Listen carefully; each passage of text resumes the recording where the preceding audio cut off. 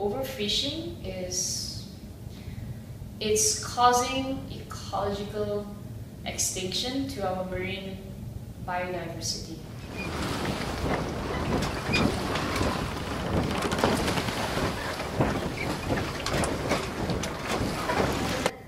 It happens when the population of fish doesn't give it enough time to replenish their population.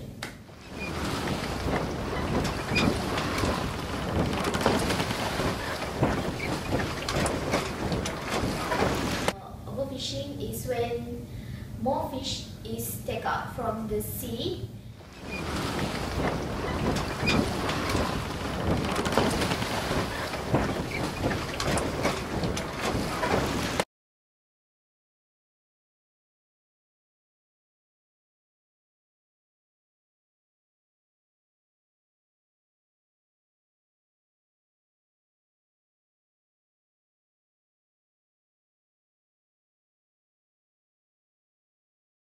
Overfishing is a global issue that graced the headlines of online articles in major news sites. United Nations Food and Agriculture Organization estimated that over 70% of the world fish species are either fully exploited or depleted.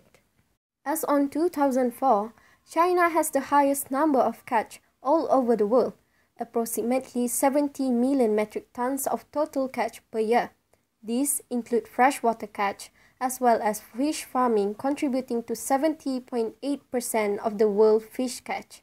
Meanwhile, Peru catches around 10 million metric tons, contributing to 10.1% of total world fish catch, followed by Chile, with a catch amounting to 4.7 million metric tons, which is 5.2% of world fish catch.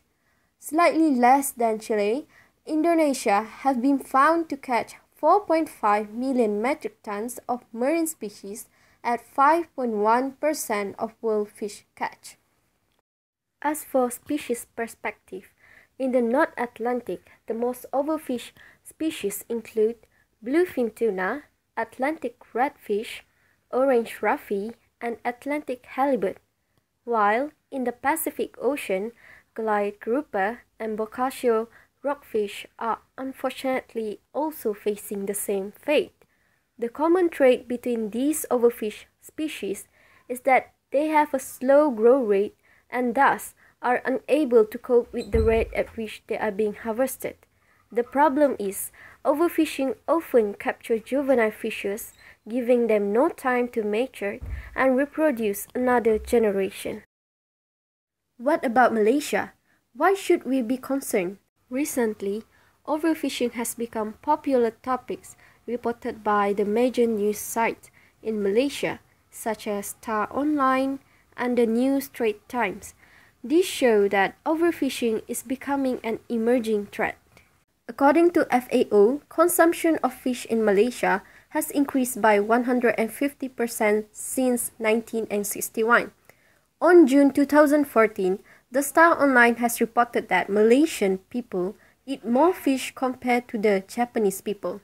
Malaysian people are among the world's top fish consumers that eat at least 56.5 kilograms of fish per person each year.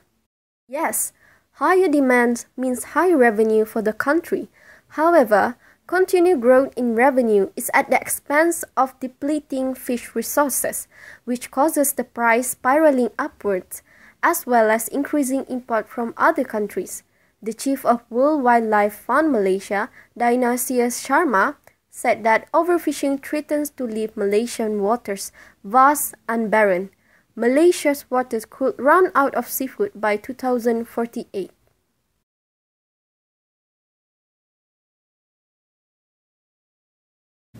What do I like to say about trawling? What I would like to say about trawling.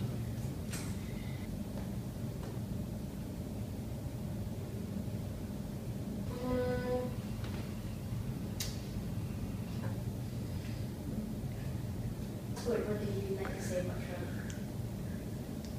If we do overfishing, soon we'll have nothing to eat. Before the trawling cause trouble for you. Ban trawling and you'll save the ocean. Then we should act. Yeah, you'll save most of the species that are being caught in trawling nets. I would say less is more.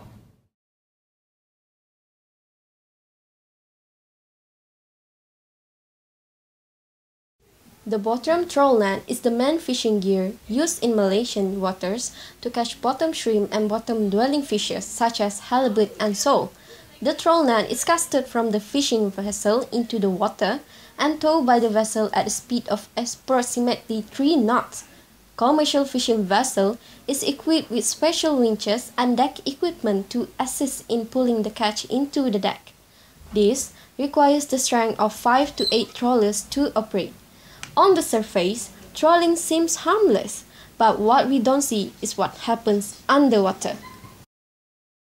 The bottom trawl net is pulled and dragged across the seafloor, swallowing up all the marine species in its path.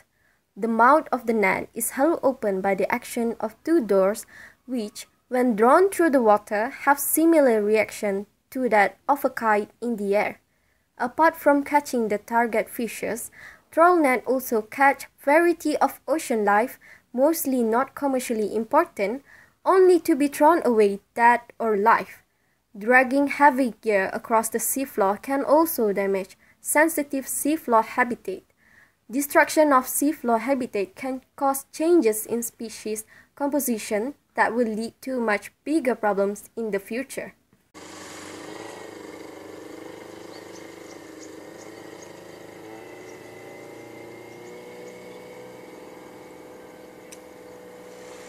Kalau macam kan ada cari kat syarikat bosan macam ambil ikan banyak, scout banyak terus habis kan. Macam ada kesan tak dekat pakcik punya perniagaan? Itu memang ada kesan. Terutama macam buka peluang siang memang ada kesan sebab dia pokok ni dia ambil habis dia ambil ikan. Jadi ikan nak biok tak ada. Ambil terus yang kecil-kecil semua. Dia ambil yang kecil-kecil. Macam tu memang ada kesan dekat memang ada pakcik kesan.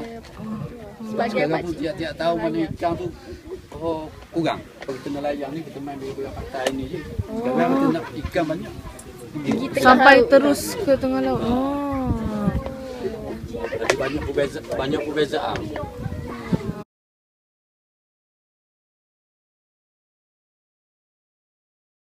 Looking from perspective of fishermen, I guess that I would like trawling to be banned. If a fisherman's life is based on, their income is based on how much they yield or how much catch, most of the fishermen wouldn't choose to ban trawling.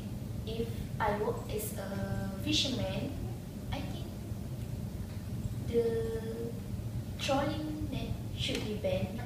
If trawling do their business around our place, around areas that we fish, of course it will bring problem to us because it will affect my source of income and directly will cause me not able to support my family. I think it can be banned if you give an alternative ways for them to earn money. Sini memang banyak. Tiga buah kok baru beli.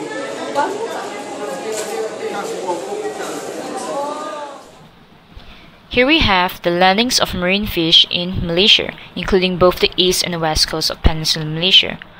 In this graph, obtained by the statistic value by the Fishery Department of Malaysia, we see an increase of landing for the past decade from 2002 to 2012, where we found the total landings in 2012 is 1,472,000 of landings.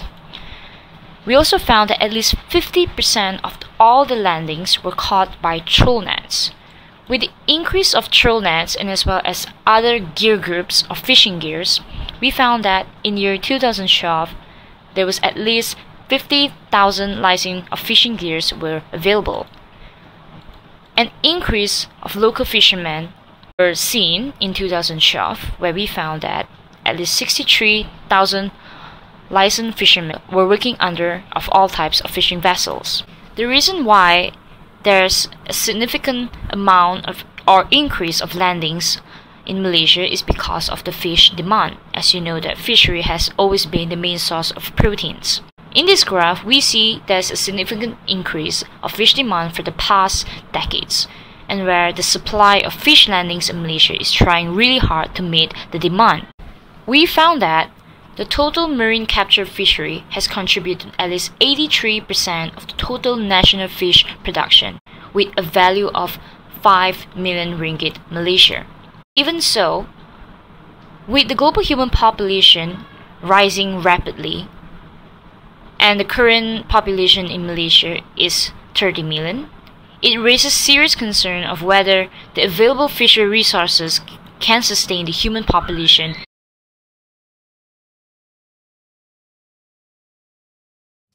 Yes, trawling should be banned. Trawling, in the sense of bottom trawls especially, yes, it should be banned. I don't agree completely if trawling should be banned.